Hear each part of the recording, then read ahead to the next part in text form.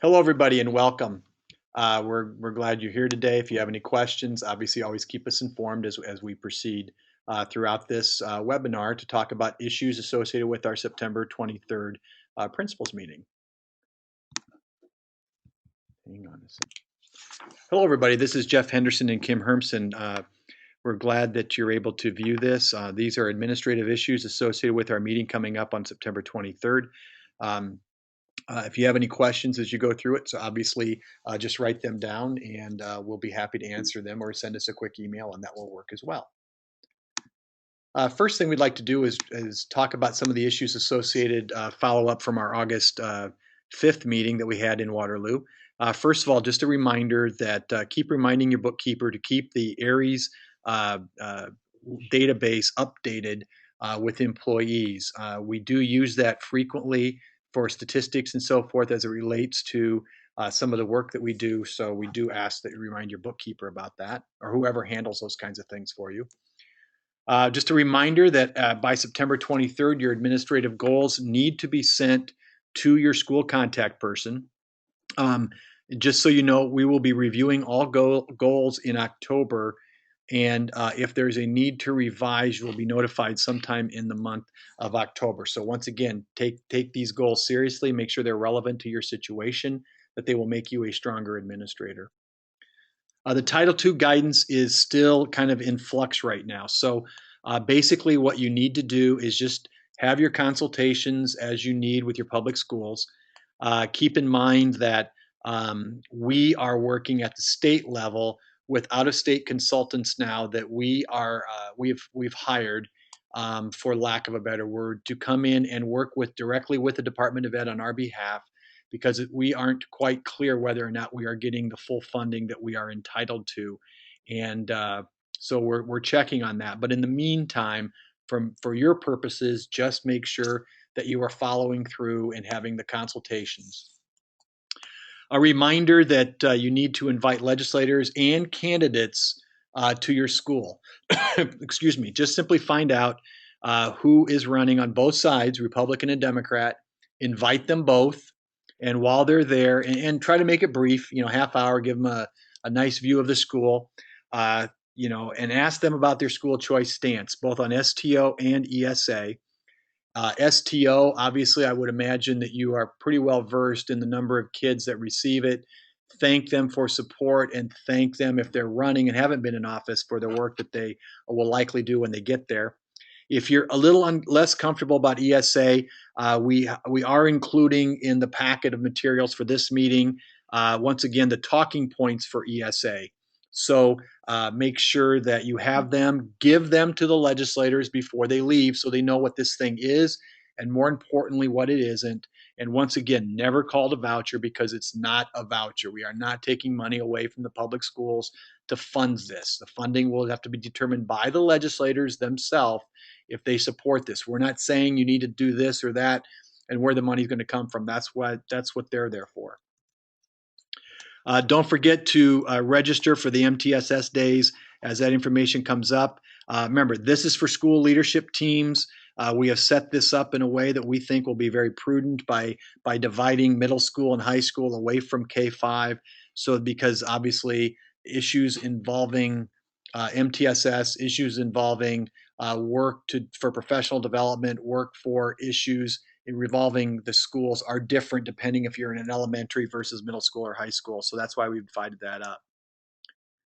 We have the the instructional leadership days coming up. The first one's on November 6th from 9 to 3. Remember, this is for all school administrators, but the focus on those days are completely different than our administrative meetings. Our administrative meetings are much more about kind of broad picture kinds of things. Instructional leadership days will help you walk through all of this stuff that's coming from the Department of Ed as it relates to Iowa Core, as it relates to 21st century learning skills and all of that. We're really going to kind of zero on those to make you the instructional leader in your schools.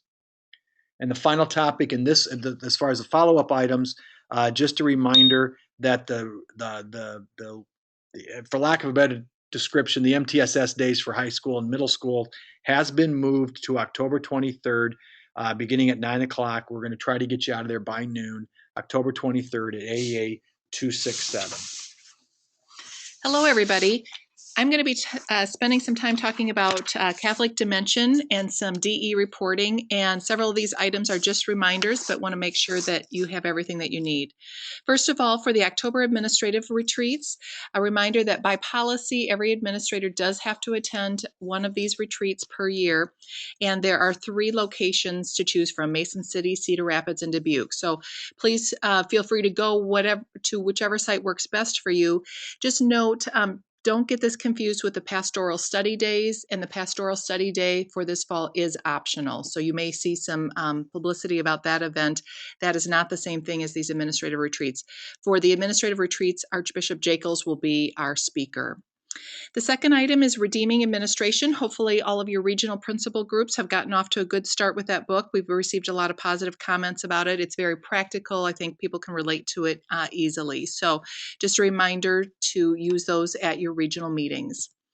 The third item is Catholic Schools Week. We aren't thinking about the middle of winter yet, but certainly Catholic Schools Week will be here before we know it. A reminder that the theme has not changed. NCEA is going to keep that same theme for a couple of years, and but it's not too early to be getting a committee together to be focusing on what those events are going to look like. A reminder that this is a great time to just really promote your schools. A lot of you will tie that together with registration. Things such as getting your local mayor to consider doing a proclamation is always a great idea. So really, sometimes we get a bit complacent about Catholic Schools Week, but make sure that you're really using it to your full advantage to leverage all the PR that you can get. And the final item is Respect Life activities. October is Respect Life Month, and you know that we are on a 5-year cycle. This year's the focus is on end-of-life issues. So you already received an email with several different attachments about activities about respecting the elderly and various other end-of-life issues. Know that you need to be forwarding that email to whoever is helping coordinate that at your school and or to individual religion teachers. So just know that that is a great resource. And remember, Respect Life things can be done throughout the year, but certainly October, there is a focus on that. The next category of topics is the required archdiocesan or DE reporting items. And so the first one is the STO. The enrollment verification reports are going to be sent out on Wednesday of this week. So by the time you hear this webinar, you should have received that report.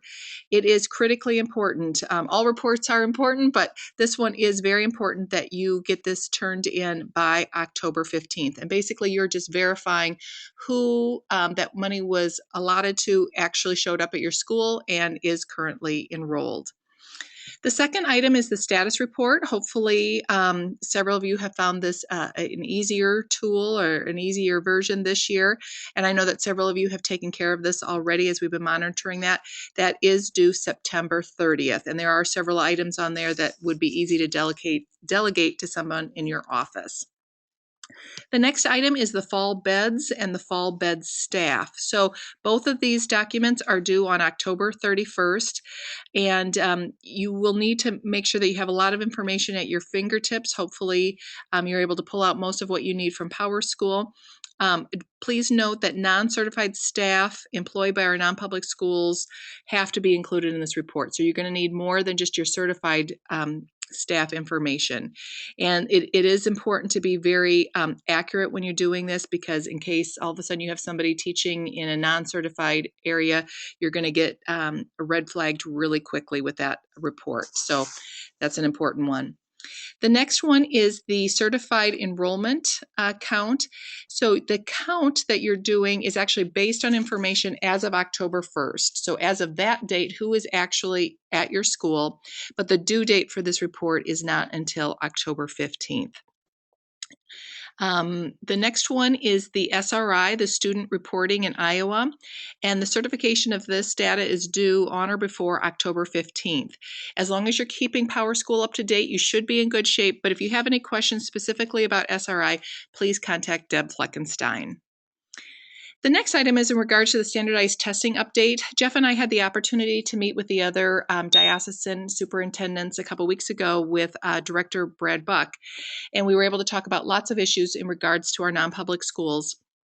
And one area in particular we spent quite a bit of time talking about was what is the standardized testing going to look like? So our understanding is that by January 15th of this coming year, there will be a recommendation made. They have narrowed it down to two choices, either the Iowa Assessment Next Generation or the Smarter Balance. And then hopefully the legislators will act on that and make a decision in this legislative season. However, there is a possibility they could delay that a year. Regardless, we know that the new assessments will be taking place in spring of 2017. And we also know that this is highly likely going to be an online assessment. And we'll be talking about this more on at our actual meeting about what that might mean as far as internet access, et cetera, for your school. So in simplest terms, you've already been working on taking the Iowa assessments this fall. You'll need to take the Iowa assessments next fall, and then there will be an approximately 18-month window until you'll take the next assessments, and those will be online in the spring of 2017, either the Smarter Balance or the new generation of Iowa assessments. We have had in the past principals wondering about could we ever move to spring Iowa assessments, but we have made the decision that instead of changing that for 1 year, knowing that the entire state is going to be going through a major change the following year, we're going to recommend and ask you to just stay with the fall testing for next fall. If you have any questions about that, please let us know and we can clarify at the meeting. All right, to begin the process of wrapping this up, just a few final things. First of all, beginning soon in the newsletters, we're going to start including something we're going to call Technology Tidbit. Basically, what we're finding out is many of you are kind of struggling with first class. And we understand that there are those who really don't care much for first class, but the reality is, for the time being, that is our method of communicating with you and our restore information. So we want to make sure that you understand just little parts of that would make your life and our life a little simpler. So I know you're looking forward to the newsletter every week. Well, now you have even more reason to look forward to the newsletter. Just a reminder that make sure that with embedded in your curriculum at various points, there are discussions with the students about internet safety policy that is required by the FCC for all minors, so they understand kind of the appropriate behavior online to try to keep them out of situations that could become cyberbullying, could become engagements with predators and those kinds of things. So please make sure you do that. If you'd like, we put on this sheet, you will see a web page where you can go to get lots of information that can be shared with the kids. Next, we have the legislative agenda. Please note that we're pretty much finalizing that, and our emphasis will be, as you can well imagine, is going to continue to be on increasing funding for transportation and textbooks. We do think that there is some support at the Department of Ed to include that in their budget requests moving forward, which would be a nice change for us. And finally, of course, our big emphasis will be on continuing strengthening the STO program, as well as pushing hard on the ESA. So we'll be in touch as the session nears and as the election nears on things we need you to do related to that. Also, just a reminder that in the newsletter 9, which is posted, under DBQ All, you will find an election guide and a PowerPoint concerning ESA developed by Iowa Alliance for Choice in Education, or Iowa ACE. If you've not already done so, please be using the PowerPoint. I cannot emphasize enough. I know how busy all of you are. We know that. And I hate to add one more thing, but anything we can do to encourage parents and staff to understand what ESA is, the better chance we have of getting this thing done. We've got to have informed people, and we need you to help us with that. If you have any kind of discomfort with that, please let us know so we can work with you to make you comfortable. And finally, some things to look forward to on September 23rd. We have a special opening prayer that will make sense to you once you get there. There's some information on our website that we want to make you aware. So we're going to walk you through what's there. There's a program that Mindy's going to talk about called Transact that will allow you to, in just about every language on earth, to be able to take your documents and get them transferred to someone else's native language. It's a program that's been in place for a long time that, frankly, we didn't even know about. But Mindy's going to talk about that. It's going to be incredibly important for all of you to hear that and to be there and know what to do with it. Mindy's also going to go over the Clarity survey results. We have some ideas on our pacing meetings and kind of reconfiguring them at the elementary level, and then also talking about how the concept of what occurs at a pacing meeting in elementary might also work at middle and high school. We also have an update on the reading initiative from Mary Smock at Seton. She sits on that committee now at the state level. She has a few words that she wants to share with you and also get you up to date on some things. Um, we also have some, I think, some information I think you'll find fascinating involving school choice across the country, as well as some interesting survey results about what people think about our schools nationally. Jamie Henley will be there to talk about STO fundraising. Also, a very interesting discussion in the afternoon concerning E-rate modernization and how you might be able to take advantage of some pretty cut rate deals on bringing high-speed internet into your school. So that's going to be a very important part. And it's right after lunch. We know how excited everybody is after lunch, but I don't know. Maybe we'll have some sort of lunch that will get you all fired up in the afternoon. Lots of caffeine or something. And finally, I've got a few final parting shots. This will be the last time we will be together with just administrators without other people being involved. I have a few things I want to leave you with. So I'm sure you're looking forward to that. Safe travels, everybody. Getting there on the 23rd. Be safe. Enjoy the beautiful weekend that is always in front of us. Thanks.